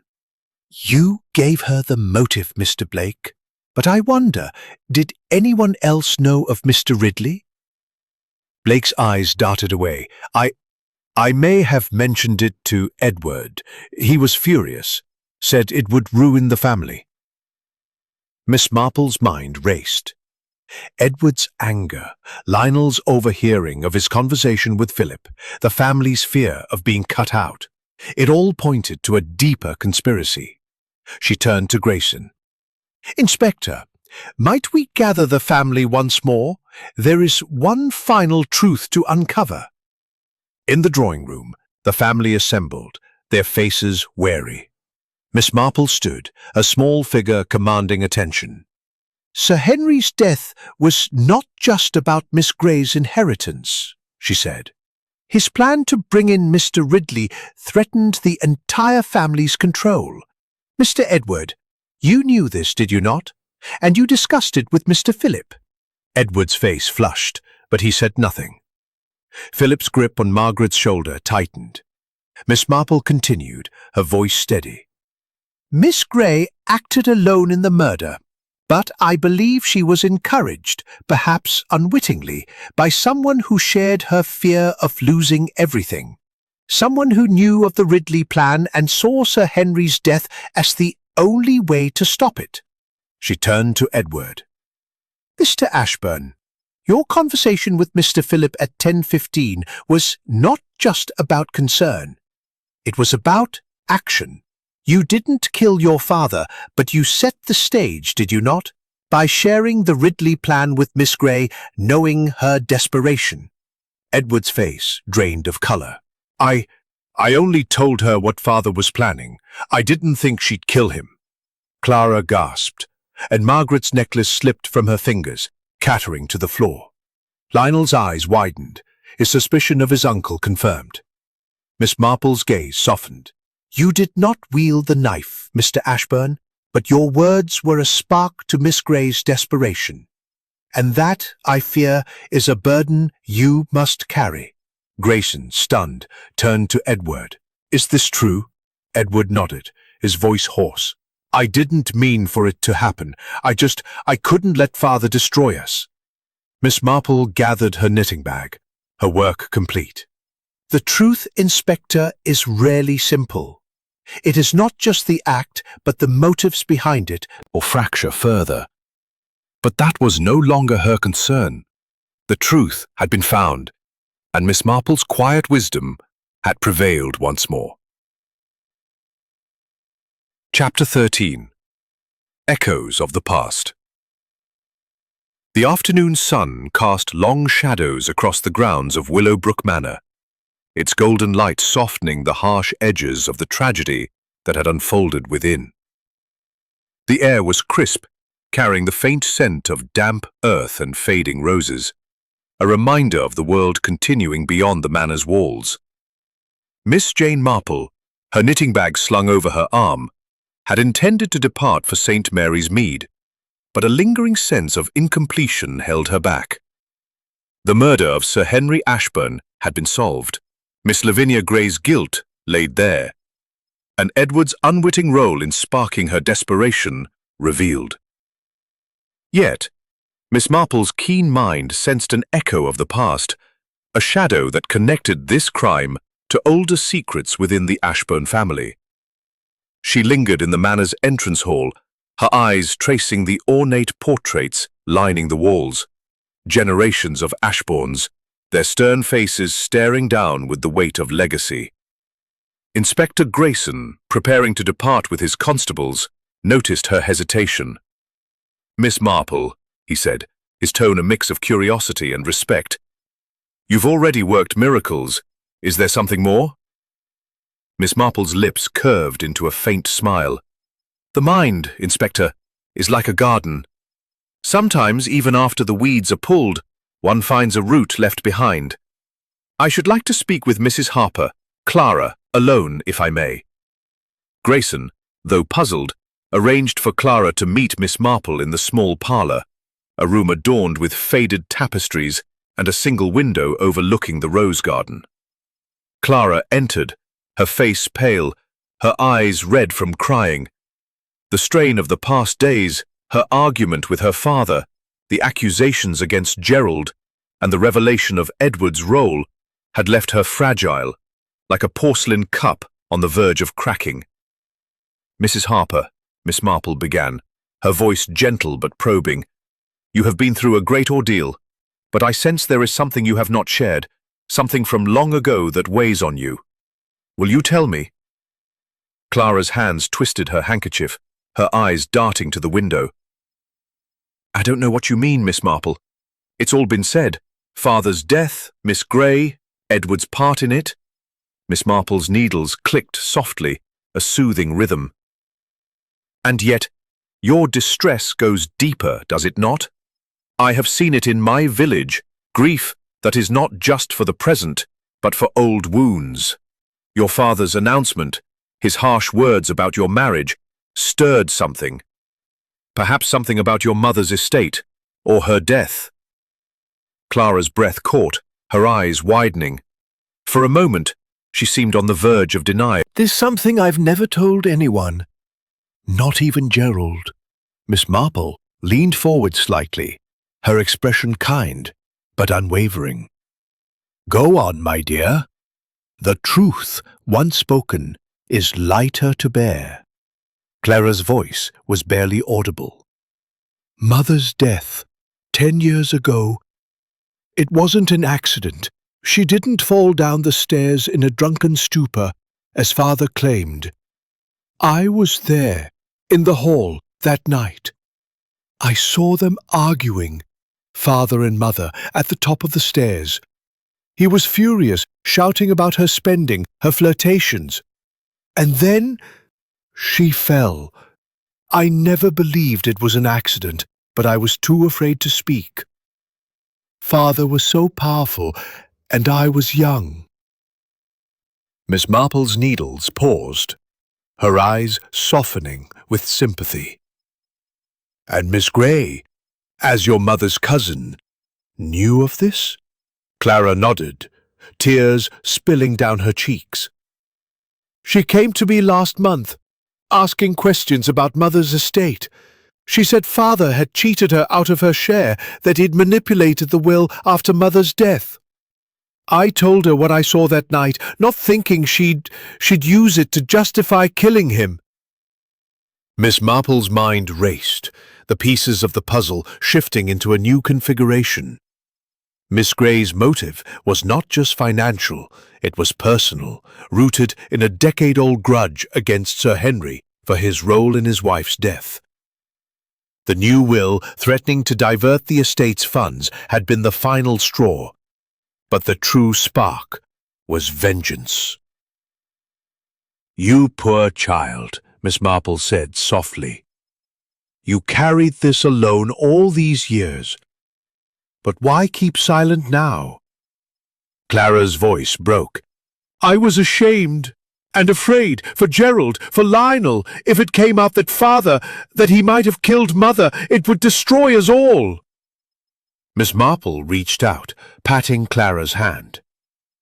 "The truth, though painful, is a cleansing thing. You must tell Inspector Grayson, but I will ensure he handles it with care. Your father's actions are not your burden." She rose, guiding Clara to the library, where Grayson was reviewing his notes. Miss Marple recounted Clara's story, her voice steady but compassionate. Grayson's face hardened as he listened, his pen scratching furiously. "This changes things," he said. "Miss Grey's motive wasn't just money, it was revenge. And if Sir Henry's death was no accident, we'll need to look into that too." Miss Marple nodded. "But discreetly, Inspector. The family has suffered enough." As Clara returned to her room, supported by a constable, Miss Marple stepped into the hall, her gaze lingering on the portrait of Sir Henry's late wife. In a village, Inspector, one learns that every secret has a shadow. It is only a matter of looking closely. With that, she gathered her knitting bag and stepped toward the door, ready at last to return to St. Mary's Mead. The manor's secrets had been laid bare, but Miss Marple knew that life, like her knitting, would always have another row to stitch. Chapter 14. The Weight of Truth. The late afternoon light filtered through the tall windows of Willowbrook Manor, casting long, wavering shadows across the polished floors.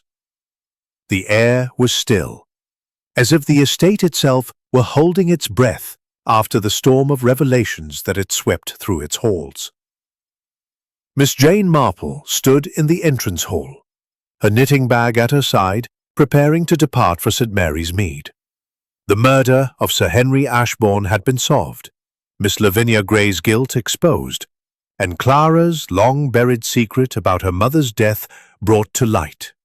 Yet Miss Marple's sharp mind lingered on the family, their fractures deepened by the truth. She sensed that one final conversation was needed to bring closure, not just the crime, but to the wounds it had reopened. Inspector Grayson, his coat draped over his arm, joined her in the hall, his face etched with the weariness of a case concluded, but not without cost. "Miss Marple," he said, his voice low, "you've done more than solve the murder.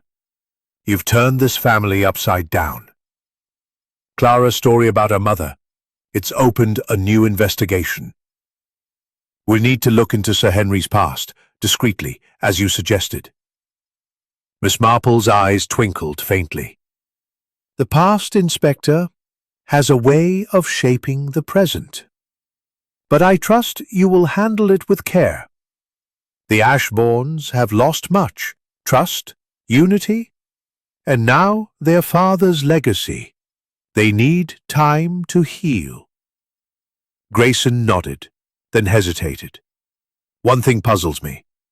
Why did Clara keep silent so long? And why did Miss Grey wait 10 years to act? Miss Marple's lips curved into a thoughtful smile. Fear, Inspector, is a powerful chain. Clara was young when her mother died, afraid of her father's power and the shame of exposing him. As for Miss Grey, she was patient, calculating. The new will was the spark. But her hatred for Sir Henry had simmered for years, fed by the belief that he took her cousin's life and her inheritance. People, you see, can carry grudges as carefully as I carry my knitting. She turned her gaze to the drawing room, where the family had gathered one last time. Edward stood by the fireplace, his face heavy with the burden of leadership. Clara sat with Gerald, their hands clasped. A drama concluded, but their presence lingered in the tension they had helped uncover. Miss Marple requested a moment with the family, and Grayson, sensing her intent, ushered her into the drawing room. The Ashbournes looked up, their expressions a mix of exhaustion and weariness. Miss Marple stood before them, her small figure radiating quiet authority. "My dear friends," she began, her voice gentle but firm, "you have endured a great trial. Sir Henry's death was a tragedy, but it has brought to light truths that needed to be faced. Miss Grey's crime was her own, but it was born of old wounds, wounds that you too have carried." Clara's eyes filled with tears, and she clung tighter to Gerald's hand. Edward's jaw tightened, but he said nothing. Miss Marple continued, her tone compassionate. "Mrs. Harper, your courage in speaking of your mother's death has freed you from a heavy burden. Mr. Ashbourne, your role in sharing the Ridley plan was not malicious, but it reminds us how words can ignite unforeseen consequences. And you, Mrs. Ashbourne," she said, turning to Margaret, "your fear of your father's disapproval is a chain you must now break." Margaret's eyes widened, her hand reaching instinctively for the absent necklace. "But what do we do now?" she whispered. "The company, the family, it's all in pieces." Miss Marple's smile was warm. "You rebuild, my dear. Not with secrets, but with honesty. You are stronger than you know, and together you can forge a new path. Mr. Lionel, I believe, has a keen mind and a good heart. He may surprise you yet." Lionel blinked, his sullen mask slipping to reveal a flicker of pride. Miss Marple's gaze softened. "Families, like villages, thrive on trust. You have been tested, but you are not broken." Edward stepped forward, his voice hoarse. "Miss Marple, we owe you more than we can say. You've shown us the truth, even when it hurt." Miss Marple inclined her head. "The truth always hurts, Mr. Ashbourne, but it also heals. Now, I must return to my roses and my village, where I dare say smaller mysteries await." As she turned to leave, Clara rose, her voice trembling. "Miss Marple, will you come back? If we need you?" Miss Marple's eyes twinkled. "If St. Mary's Mead permits, my dear. But I suspect you will find your own way." She stepped into the hall, the portraits of past Ashbournes watching her departure. The manor, though scarred, felt lighter, as if the weight of its secrets had been lifted. Grayson followed her to the gate, his respect now unguarded. "You're a marvel, Miss Marple," he said, but her little grey cells were ever ready to bring them to light. Chapter 15. The Quiet Departure. The sun was dipping toward the horizon, painting the sky above Willowbrook Manor in hues of amber and rose. The estate, with its ivy-clad walls and towering chimneys, stood as a silent witness to the turmoil that had unfolded within, now settling into a fragile calm.